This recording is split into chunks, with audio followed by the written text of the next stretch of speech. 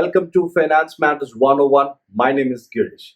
We are yet again back to the basics, back to the fundamentals, and today we are going to discuss or understand or refresh our memory related to the basic questions or basic definitions of stock market. As to what is stock market, what is the purpose of stock market, what are the stock exchanges that we have, who regulates these stock exchanges, how do companies list, how do companies delist, what is Sensex, what is NIFTY. All right. So we are going to discuss good amount of information here. So please watch the video till the end. All right. Moving on. Going to the first question. What is stock market? Now, we all know, we all have been trading in stocks, but have we understood what is a stock market? I'm sure we all understand this by now, that it is a common place, it's a common marketplace, it's a common platform for the companies and investors to come together. In a way that when a company wants its shares to be bought by investors, retail investors, which would be individual investors or institutional investors, it has to issue its shares of its company through the stock market. So it becomes a common marketplace for stocks to be bought and sold. All right, Kapish? Now, what is the purpose of stock market? As we understand, to trade these stocks, and it has to be regulated, it has to be properly monitored. So a stock market becomes a good place for it to be done because it's highly regulated. Yes, it is extremely regulated. That is one of the reasons not every stock exchange or not many companies actually continue to exist. Many delist from the company, from the stock market.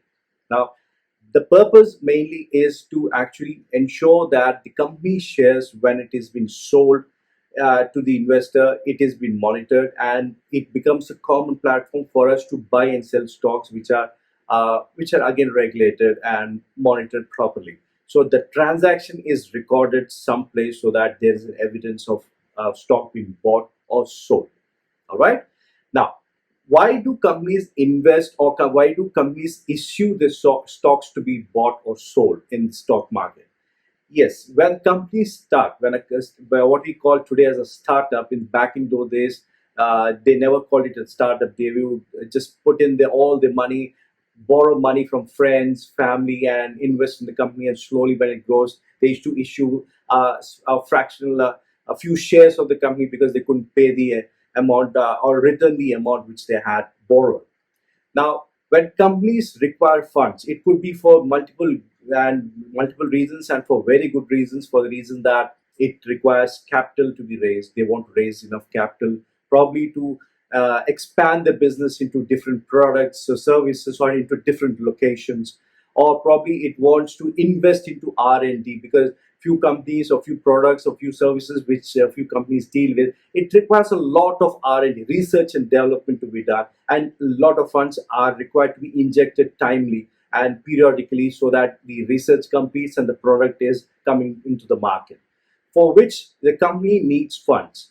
A certain amount of funds are already given by institutional investors or angel investors, or a person who has started this company would have invested a lot. But as the time goes and as the costs increase, you might probably require a little more funds. So that is when you come to the public, you issue shares of your company and get money from the public, and you have capital in your account so that you can invest wisely. Yes, wisely. Now, what are the different stock exchanges that we have in today's market in India? Now, we all know the two principal stock exchanges. One would be your NSE, National Stock Exchange, and the second one is your BSE, Bombay Stock Exchange. Apart from that, these two are the principal stock exchanges. Apart from that, there are few more. The third one would be your CSC, which is your Calcutta Stock Exchange. Trust me, this is one of the second largest stock market that we have. And apart from these three, we have two more, which is your India INX, which is India International Exchange, which is again a subsidiary of BSE, Bombay Stock Exchange. Then you have your NSE IFSC, which is your NSE International Exchange again. Now, the first three, which is your BSE, NSE, and CSE, deal with companies and stocks within India, within the boundaries of India, within the companies that are listed in Indian Stock Exchange. Now, when it comes to India Inc. and NSE IFSC, these are the international stock exchanges. These are mainly for the capital to be raised for India, so that the capitals, the amount fundraising mechanism for the country itself. All right, I will not go very deep into that. Probably in my later videos, I will explain how it functions. So now that we understand, and to also tell you, there were more regional stock exchanges that were existing. However, since the regulatory rules have been extremely stringent, many of them have cancelled the licenses, or they are no longer stock exchanges. To be very precise, 20 regional stock exchanges have cancelled, and they are no longer existing. So understand this, the regulatory norms are extremely stringent. This is because that they want to have a fair trade practice for investors like us. All right. Now, next would be, who actually regulates the stock market? Who actually monitors the transactions that happen in the stock market? SEBI, SEBI, Securities Exchange Board of India. That is the abbreviation. Now, this is a very large network. It has about 20 odd departments which will help regulate the securities of securities and stock markets, completely monitor every transactions, how fair the transactions happening, whether the stock market is being manipulated or any stock price is being manipulated. Everything is being monitored, recorded by this particular regulatory body, so that, as I said, it's again for the investor, a retail, for it is always for the better of investors, to safeguard the interest of the investor. All right. Now, now that we understood what is stock market, what is the purpose of stock market, what are the different stock exchanges that we have, who regulates it, now comes the next question as to what is Sensex, what is Nifty. I will briefly explain what is Sensex. Sensex is sensitive index. It is called sensitive index. It is a culmination of 30 companies, wherein 30, this list actually is prepared by our BSE, Bombay Stock Exchange. Now, this list could vary. The list could be the list of companies. The companies, 30 companies which are included in this list, could be changed over a period of time as and when required by the BSE, because it is their list. So how did they make this list? Based on the market capitalization of companies, they feel that these 30 companies, how they move, how the stock prices of these companies move, basis of that, the whole economy part actually changes.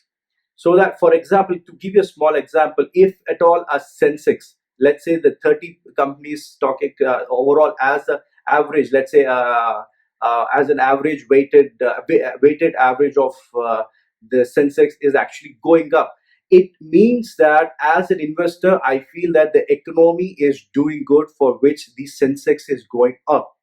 Now, it all what does it do to the investor?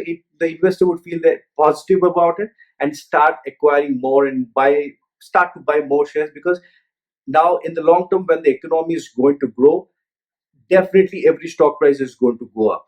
So in order to get higher returns, you start investing it today. Now, similarly, Nifty, which is your net index 50 or national 50, which is again cumulative of 50 companies of various different sectors of the Indian economy.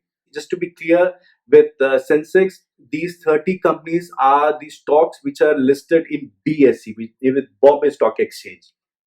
Wherein when it comes to Nifty, the 50 companies which is for the 50 companies which made the list are the companies which are listed with NSE, which is your National Stock Exchange. So again, the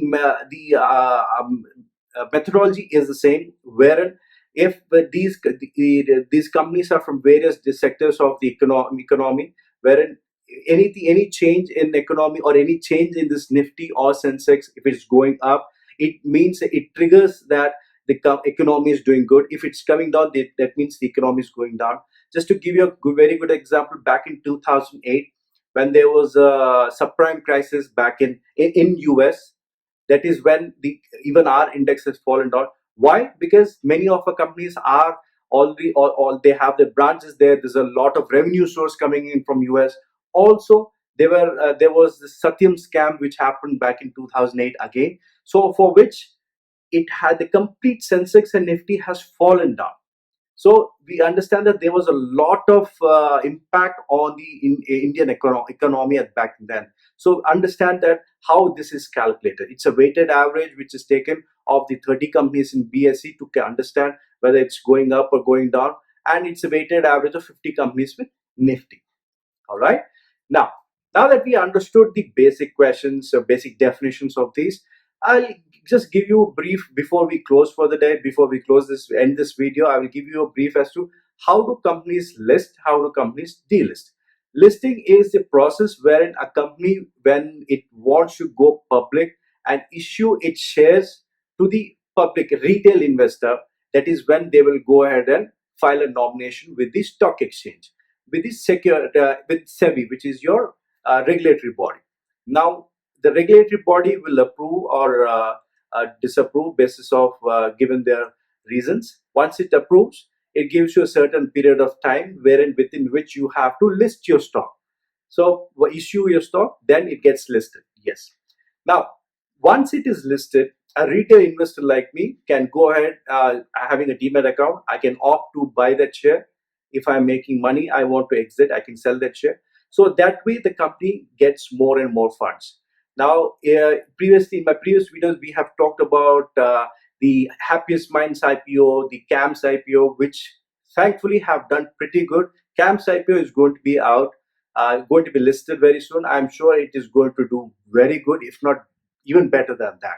Happiest Minds have absolutely blown our minds. It is one of the best IPOs that the market has seen. Congrats to you if you have been allotted and you have made good money from it. All right.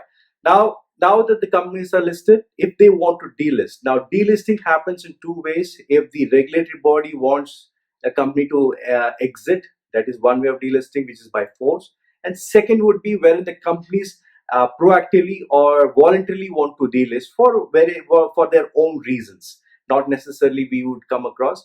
However, now delisting again, it is basis of the approval from the regulatory body. If it is voluntarily, if a company wants to delist. If it's by force, SEBI will ask the company to immediately delist. What will happen to an investor like me if a company delists and I am holding stocks? If a company is actually voluntarily delisting, I'm quite kind of safe because I'll be able to, those shares would be bought back through buyback of shares by the company, when the company will be set a certain price and it will buy back all the shares, which is good, no harm done. However, if it is delisted by force, basis of some compliance issues by the regulatory body, then we might be a little bit of trouble, because if a company delists by force by the regulatory body, it's delisted. If at all there are any willing buyers, we can sell them, or else we might be holding the shares and the price may drop to zero. And until unless we find a buyer who can buy this, not in the marketplace like stock market, but offline, you will have to find, which is not that easy, especially when a retail investor, it's not going to be easy. Sorry. For institutional investors, it might be a different ball game altogether, so I will not comment on that. All right. So anyways, now our idea was to give you the basic definitions of all this. I'm sure I have given you the good understanding and good refreshing. It was a good refresh to your memory. And we will be coming in the next video. What I'll be doing is I'll be discussing about few what you call myths or misunderstanding about the stock market, so that we'll take it up from there. We'll be doing more and more videos about how to do analysis and all that. So please stay tuned for my videos to which come along in the future. All right. So please like, share, and subscribe my video. And if you feel this content is good, please share. You feel free very much to share this within your circles. I'll be very much happy that you do. All right. Thank you very much and happy investing.